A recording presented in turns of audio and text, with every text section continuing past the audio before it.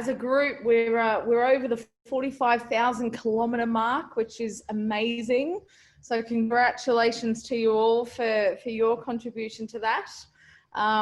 Very exciting week ahead. We are into week 3, and typically on the bike, this is when you start on our Thailand ride. This is probably when you start to lose a little bit of motivation, and it feels like the end is still quite a way off. So we've got some incredible interviews lined up this week. Pete and I are super excited about the guests that we've got coming on, and coming up this morning, we've got a beautiful woman, Kirrily, who she's done some incredible work to raise awareness for domestic violence, and they're going to have Pete and Kirrily are going to have a great chat this morning. But just to give you a little background about Kirrily, she grew up in Newcastle, loved being on their family farm in the Hunter Valley. You can see she's now sitting on a beautiful property up around Bulladilla. So she's enjoyed a lovely weekend out on the property. But Kirrily discovered a love of running and has completed far too many races to name. But in 2017, she ran a total of 1,300 kilometres solo from Broken Hill to Sydney to raise awareness for domestic violence. With over 2,000 people virtually running with her, she wanted to use this run to start conversations about domestic violence. We've posted a video in the Facebook group this morning, or Pete might have posted it last night, and that's a trailer to a documentary called Iceberg that Pete and Kirrily will have a chat about this morning. But I encourage you all to go on and have a look after this, because I mean, it had me in tears this morning. It's just such a beautiful story, and I look forward to watching the documentary in full. But enough about that. I'll hand over to Pete, and I'll let you guys have a chat about all things adventures. Thanks, CC. Good morning, Kirrily. How are you? I'm fantastic, thank you. I'm feeling a bit lazy sitting here with my chair and cup of coffee while you guys are working so hard. 45,000 kilometres aggregated. That's incredible. That's intense, that is. Yeah. It's a fantastic effort, and the thing that's really cool about it is, you know, there's a lot of people who, you know, might have been in that place you were in 2008, that something like this just gives them the reason, the excuse to get off the lounge and do something which is easy to start and easy to participate in. You can do it from your homes. There's no intimidation.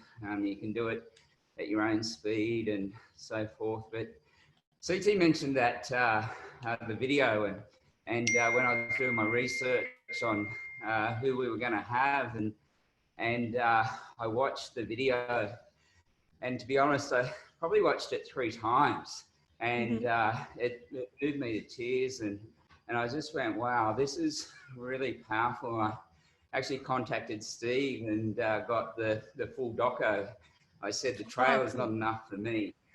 Yeah, so I've got the full doco, and really look forward to having a chat this morning. So you've been driven by goals since an early age, and the idea of earning some easy money was what got you out of the house and earning $3.60 an hour right from the beginning. Oh, yeah. Yes. First jobs. And so you grew up on a farm? What was that, sorry? It just dropped out a bit. You grew up out in the country? I grew up with a foot in both camps. So I went to school in Newcastle, but my parents had the property up in the Mount Royal Ranges, which is in the Upper Hunter. So my life was split between those 2 locations. So I'm a city country girl. Yeah, nice. And what was on the property? Was it dairy or? Oh, no, it's up in the mountains. So if you have ever been to the Barrington Tops area, it's very similar to that. So it's heavy timber. We did have some cattle, but it's a lot of scrub and heavy timber. So that's where I really, I guess, developed my love for the mountains and for the wilderness. And yeah, that's stayed in my blood very strongly. Yeah, well, you can take the girl out of the country, but you can't take the country out of the girl, can you? That's exactly it. Yes. It's certainly for me, that's been the reality of it, is that as I've kind of grown up, the bush, the mountains, the wilderness has won out over the city girl. I can't cope with being in the city for very long now. Yeah, well, we're much the same. We've got the option to move between city and country, and yeah, it's a beautiful place. The quietness that comes. We've been in the country. So let's go to 2008. You're on the lounge. You're feeling a bit sorry for yourself. You're chugging down the wine. You're finding extra comfort layers, and there's a suggestion to find yourself a hobby. How did you take that suggestion? Yes, it always came back to plague my partner at the time, because you know, I tried lots of different things. In fact, my parents have still got the outcomes of some of those tries hanging on the wall here. I thought I'd be a painter for a while and take that up as my hobby. And look, I've had my own business I started my business in 2000. So it, you know, like most small business owners, I guess, and business founders, it's an all-consuming thing. You know, work starts to consume you, and I was having issues with work-life balance. So that was the suggestion around the hobby. Instead of sitting there and laying on the lounge and woeing me's all over the place, yeah, the idea was to get some life balance. So I tried painting, I tried a few different things. I thought I might become a dancer again. But take up dancing, which is as good as my painting, really. And yeah, it was one Sunday afternoon. I remembered that I actually used to enjoy running when I was a kid, and I got off the lounge and ran around the block, and then collapsed back on the lounge. What the heck was that? And yeah, but at that point I realized that you know, it's something I could possibly do, and the bug had bitten a bit, so I set myself the goal of running 10 kilometers and getting fit enough to run 10 kilometers. And I could never imagine how those crazies ran a half marathon. I was just like, wow, crazy people, different planet. So they're not human. So clearly the devil with the artwork, it hangs in mum and dad's house now, and because it was done by their daughter, not because of the quality of the art, I'm guessing. Oh, look, it was colourful. I personally think it's a masterpiece, but I'm pretty well 100% sure it's because that's what parents do. Yeah, good on you. I'm glad that you're owning it and claiming it as a masterpiece. And they say the beauty's in the eye of the beholder, isn't it? Correct, yeah. And the particular one is of a billabong with a tree, and I did it in finger painting. So it was just a whole heap of therapy on a piece of canvas. It was fantastic. It sounds brilliant. So, so you decide that perhaps art is not going to create the impression on the world, and so you turn to your love of running and you refine that. And you set out and you do this lap around, and the block can come back, and as we would all do at that age, we collapse. And we hear plenty of stories, Kirrily, of people who commit to our bike ride in Thailand, which is 800 kilometers, and they think, how could I ever do that? But it's just a case of breaking it down, and we actually do it in 25 kilometer stages. But it's that step back into it. And but within 18 months of putting down the glass of wine, you're out running 100 Ks, Yeah. And yes, it was an interesting transition, because the thing that got the kilometers starting to increase for me was because at that stage I couldn't run very far on the road because my knees and everything had started to hurt, and it didn't feel like a good idea. But I discovered trail running. I had never thought about it before, to actually put my running shoes on where there was trail and then run along the trail. And because I was a strong bushwalker. Like I said, I grew up in the mountains. I love the wilderness, and I'm a very strong and experienced bushwalker. So I'd always just pull on my bushwalking boots and walk trails. And it was one day at a friend's property, and they'd gone out riding their dirt bikes, and I was going to go bushwalking, and I realized I'd left my walking boots at home, but there was a pair of running shoes in my car.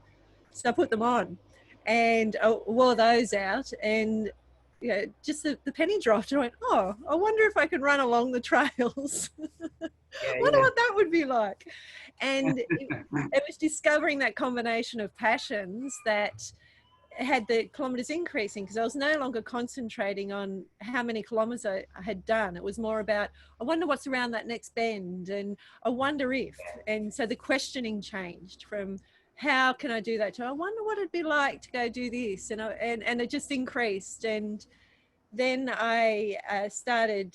I'd actually during that period also for the first time walked the full Mount Solitary track. So from Wentworth Falls through to the Golden Stairs at Katoomba,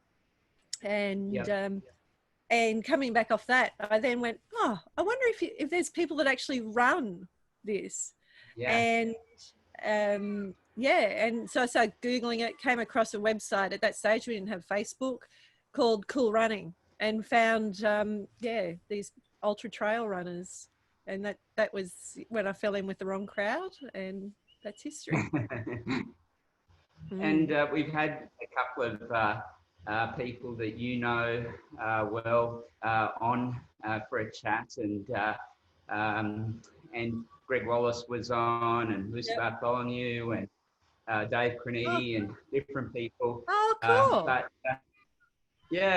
And it's really interesting how a number of them, Dave, because he hasn't got brilliant vision, the trails are a bit more of a challenge, but he's running his marathons in sub 2:18, so he's kind of doing okay. But like there's this group that find trail running, and it just becomes a passion, a love. And so what took you from the UTAs where you're running 50 Ks and then 100 Ks, and what was it about running in the bush, running for hours, and then what would become days, beyond, say, settling for a half marathon where you're starting at 6 and you're having breakfast by 9? What was the thing for you that said, no, that's not for me, it's the longer events? Yeah.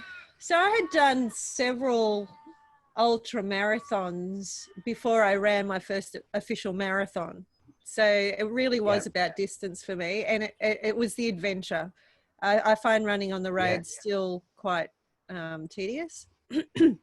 And so it was, the adventures just got bigger and bigger. But I think if the adventure side of it hadn't been there, I wouldn't have done the kilometers that I did.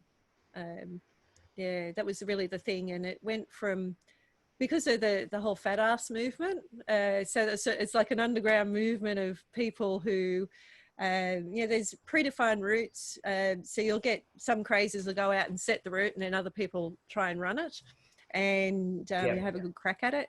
And there was a few that a underground character called Two Pennies, Scott Holes, had set that nobody had done. And so a girlfriend, Alison Lilly, and I decided that we were going to do them.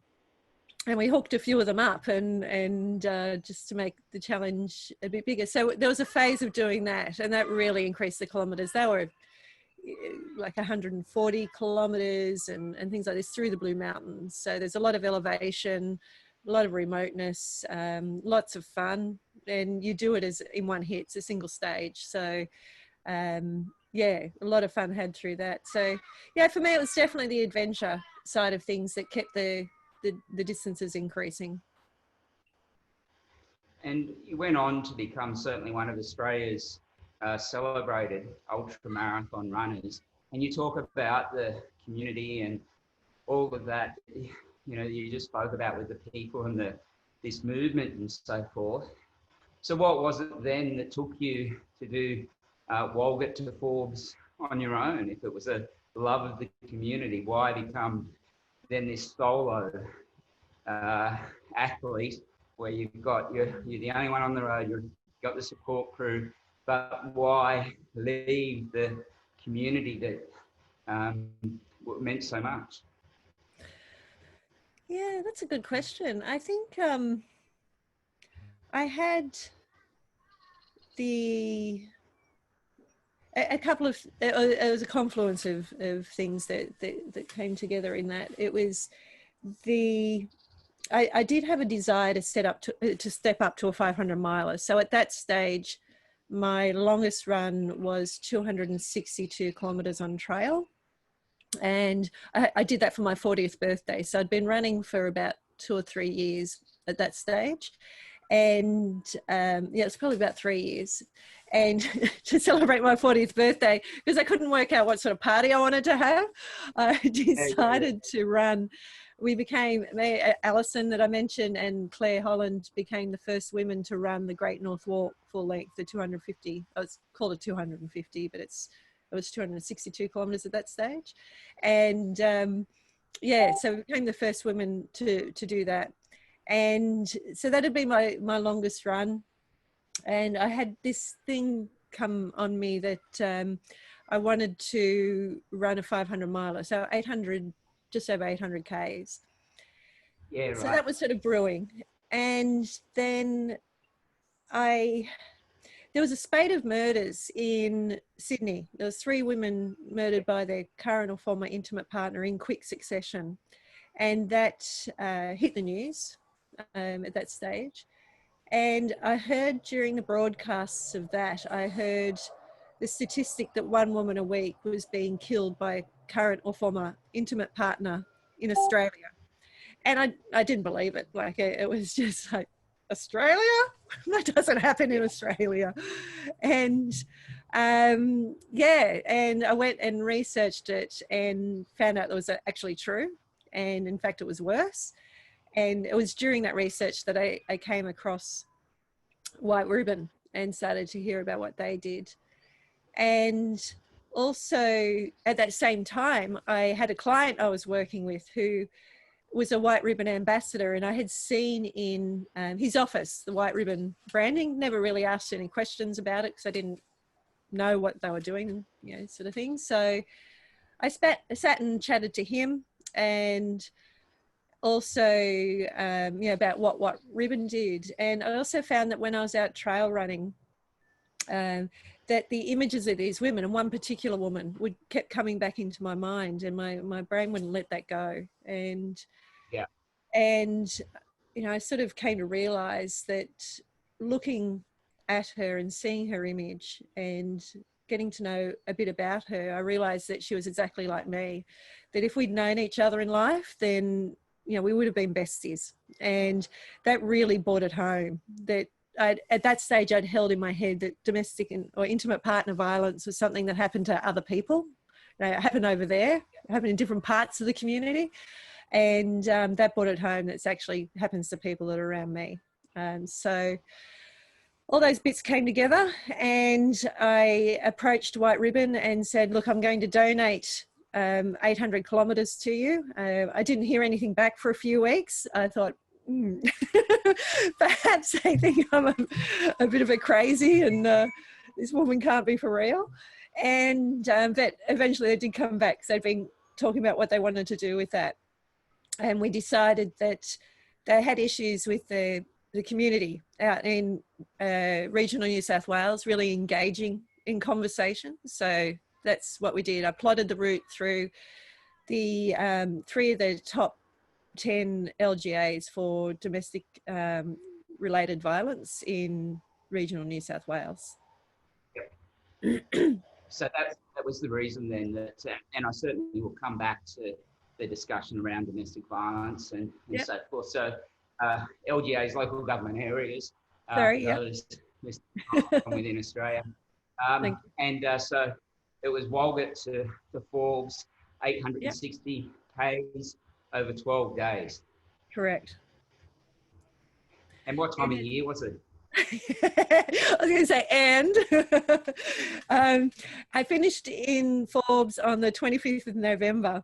And over those 12 days, we lived through the hottest November in 57 years that they'd had in the region. So the bulk of the days were over 40 degrees. And it was absolutely crucifying. Some of the days were over 45 degrees out the road. The reflective heat was well into the late 50s. Yeah, and part of what you do with businesses help set strategy and help them deal with complex issues as a consultant. Yeah. And so I've got to ask, why the hell were you running in November in Walgett? Yeah, Where's absolutely. The strategy? Where's the strategy? I know. Oh yeah, well we developed that one as we go. You've got to be an agile organisation, don't you? Nice. The sun's just coming up here, so it's just come up over the hill, so I'm getting lots of beautiful sunshine coming on me now.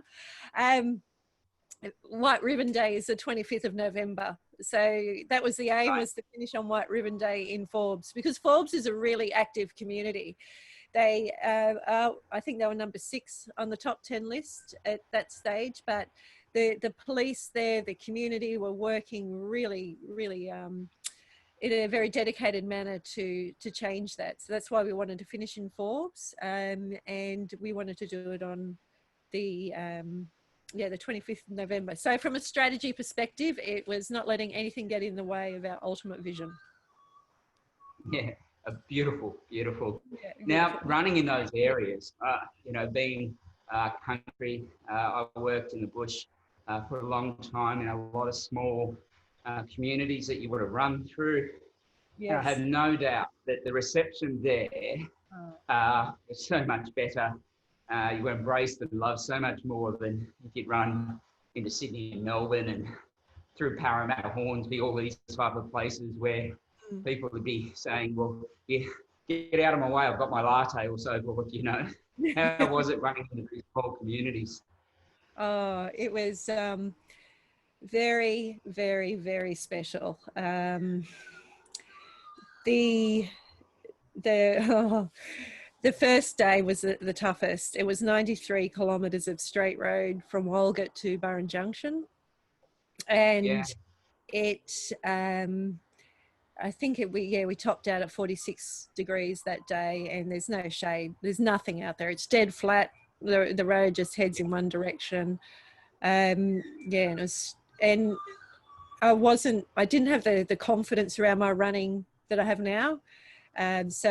All my fears that morning at 4:30, we got up to head out of town, and I was I was really glad my head crewy shirt was wash and wear, because I was bawling my eyes out.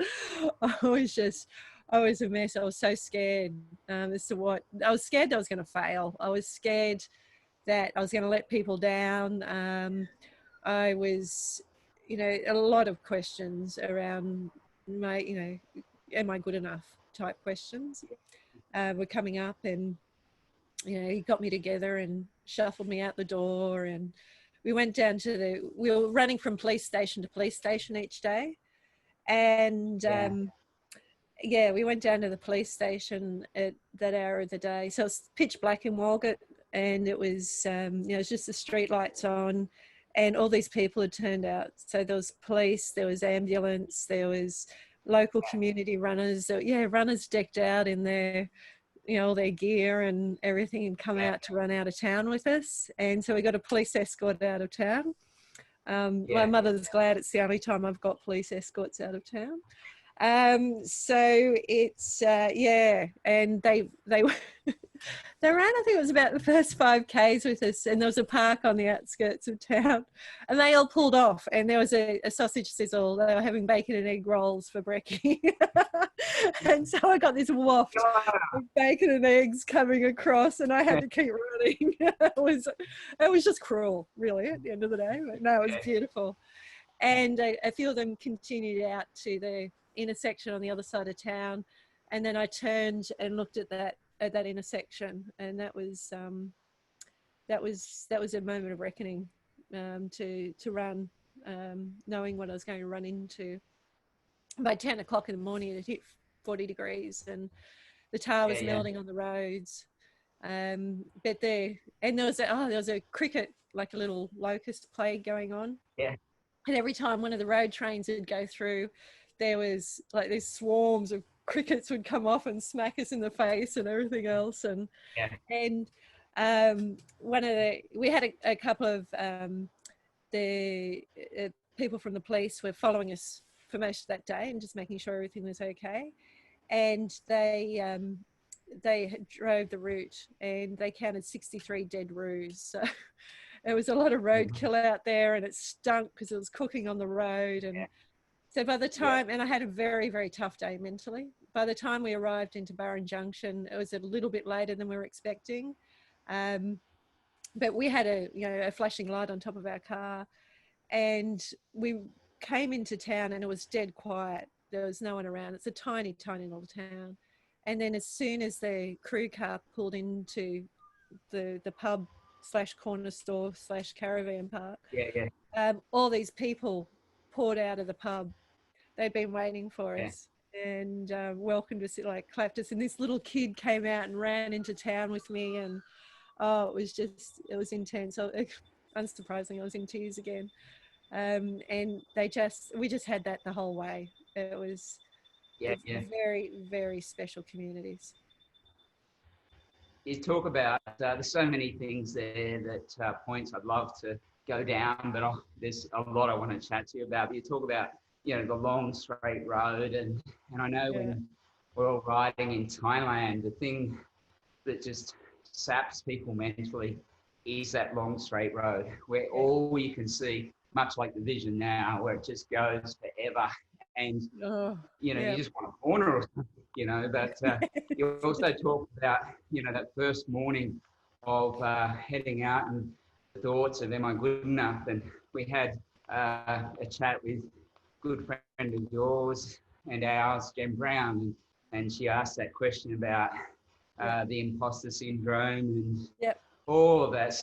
We're all asking, aren't we? Are we good enough? And perhaps it's that level of humbleness and modesty and so forth that keeps us in check.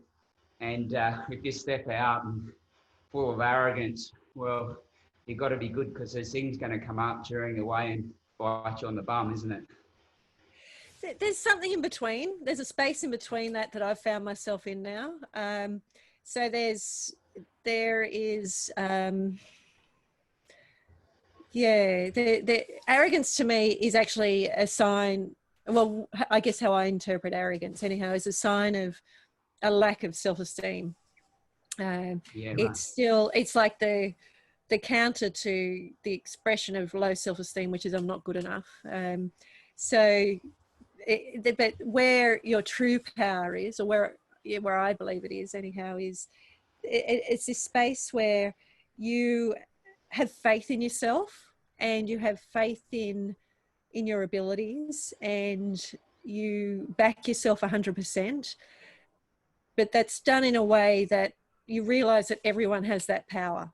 And so I truly believe that there is greatness in absolutely everyone. And our goal in life is to find that greatness and to express it and to see it in other people. So humility to me isn't the denial of greatness within yourself. It's the recognition that greatness exists within everyone. And so by bringing that out in yourself and bringing it out in others, then we really achieve something that's incredible. So I had that realization on a mountaintop and in a remote part of Peru in the Andes, when I was doing a solo trek up there. It was a bit of a life-death situation. But when I came back, it was about, I think, 6 or 8 weeks after that I ran Broken Hill to Sydney, and I was a very different runner on Broken Hill to Sydney. But it's those long Ks, those long straight kilometres are I've learned some tricks for dealing with those, and it's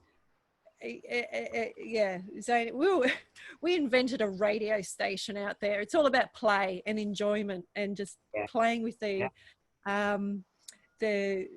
situation you're in. Find the joy in everything, and you will excel at it. And so it was, yeah, we invented this radio station and we're doing weather forecasts. We're on a radio station. We've got some absolutely hilarious video of it. Yeah. And what's the weather happening today? Well, there's some threat that there is a cloud that might pass through the sky at some stage.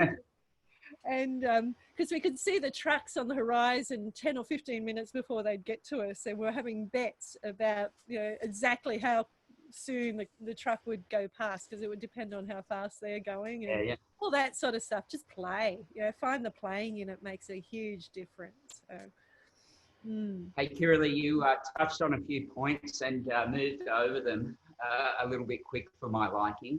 And okay. the first was around the Andes Challenge. Yes. So what I'd like to do is share with the group what that involved, and the fact that you might have been the first female to compete and complete this challenge. And that was all in the name of training for the Broken Hill to Sydney run. So you obviously had a lot of experience in climbing glaciers and riding mountain bikes before you took on the Andes Challenge, right? None.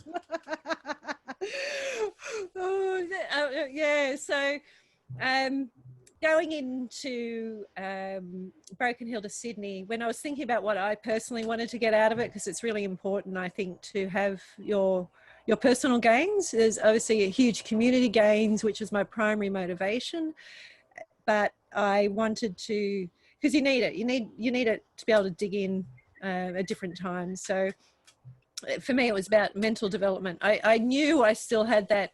I was in that place of, I would perform really well at times, and then I would cut my own legs out from underneath me mentally at other times. So self-doubt would really cripple me at times as well. So I wanted to play with that, learn about it, try and break it down a bit, and approach the Broken Hill to Sydney with a different mindset, and I achieved that. So I set myself this challenge. I call it the 15 days of epic. And within 15 days, I ran, it started with me running the Lima Marathon. So this is all in Peru. Ran the Lima Marathon. That night I jumped on a bus to go up to the Andes in the northern Peru, to Huaraz, for people that know the area. And then I acclimatized there for, so it's at 3,900 meters or 3,600, something like that, above sea level. And I acclimatized there for a few days, and then I went out and I did the Waywash circuit as a solo trek, and that I did it in 5.5 days. And that's 12 passes. The bulk of that, it's about 130 kilometers. The bulk of it is above 4,000 meters above sea level. The highest passes get up over 5,000 meters above sea level. I'd never been to that sort of altitude before. And also it's normally done as a 7 to 10 day trek with donkeys and carrying your packs and everything else, and guides. So to do it as a female, as a solo, in 5.5 days was quite the a good solid challenge. And that's a whole another story. We could talk for hours about that, but it was an incredible thing. It pushed me to my brink.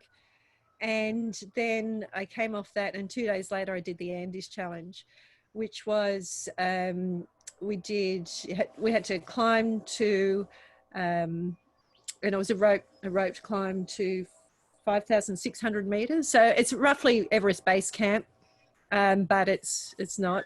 It's you're on. You've got crampons and ice axes and ropes going. Then you come back down off that, jump on a mountain bike the next morning, and it was a combination of mountain biking and trail running. So we started at 4,500 meters above sea level, and you finish the race when you walk into the ocean, when your feet hit the water. So yeah, I hadn't done a rope assisted climb before. I had, in my training, I hit 70 kilometers on my mountain bike, so that was pretty impressive. I I had been Peru before, and I good. made an estimation of what I thought the roads were going to be like. And I'd been riding around the bush tracks around home, and yeah, they're super highways compared to the roads we were mountain biking on. And there's a mix of, there's about 30 odd Ks of trail running in amongst that. So yeah, and when I found out about the race, I contacted the race director and I said, do you take internationals, or is it just you know, your local athletes? He goes, oh no, happy to take in an international. And I told him what I wanted to do it solo, and he says, oh, you sure you don't want to do it as a relay with somebody else? And I said, oh, he doesn't know who I am. Of course I can do it on my own. And he politely suggested this a few times. Yeah, maybe you want to mix it up as a relay, a mixed team or something like that. I had no idea. He obviously knew exactly the environment. And yeah, so it was just blind naivety and his support really that allowed me to do it. I came dead last out of the finishers, but I got it done. Yeah. You were the first. It was heavy, and they're all, yeah, they're all national elite athletes and everything else. I should have looked that up beforehand too. What was my research skills doing at that point in time? I just wanted to do it, so yeah, I ignored the details. And at this point, are you not considering yourself a national elite athlete? Oh no, Lucy Bartholomew is an elite athlete. I've never considered myself elite at all. It's maybe fair enough, but you only ran 860 k. So maybe if you do a 1,300 kilometre run in 19 days, we can call you an elite athlete. Do you think? Yeah, that's pretty funny, because I did because I'm not fast as well. Like there's the Lucys of the world are phenomenal. There's no way I hold even a flame to her with her running abilities, and there's plenty like her who really do compete at an international level, where I'm just an adventurer. I'm a journey runner.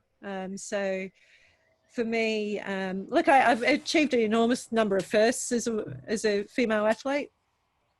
But to me, elite is about competition. It's about being at a national level to compete internationally, and I've not really held that flag. But it took me the first, like I've done Coast to Cosy. It was a road race that we used to do. It hasn't happened for the last year or two. Down in, we run from Eden to the top of Mount Kosciuszko and back to Charlotte's Pass, 240 Ks in one hit. And I completed that a couple of times, and it's an invitational, so it's the jewel in the crown of ultra running. I completed that a couple of times. Then I went up to the race director and said, can I call myself an ultra runner yet?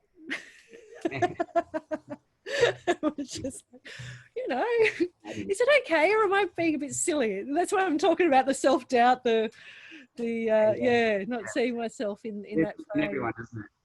Hey, Kirrily, we're going to, I'm going to skip over this Broken Sydney run, but I think we're going to have to find the right time to get you back and have a much longer chat, because there's so much with them, and you know, great value, and just the, you know, how you break it down, and I think is so good. But there's something else I wanted to talk to you about, but just before we move on from the Broken Hill to Sydney, you're averaging 70 Ks a day, and as I said, we've had a number of long distance ultra athletes, and you know, Greg Wallace did the 800 Ks in 8 days in Thailand with us, and you know, I can look at one day and I go, I can understand how you can do it.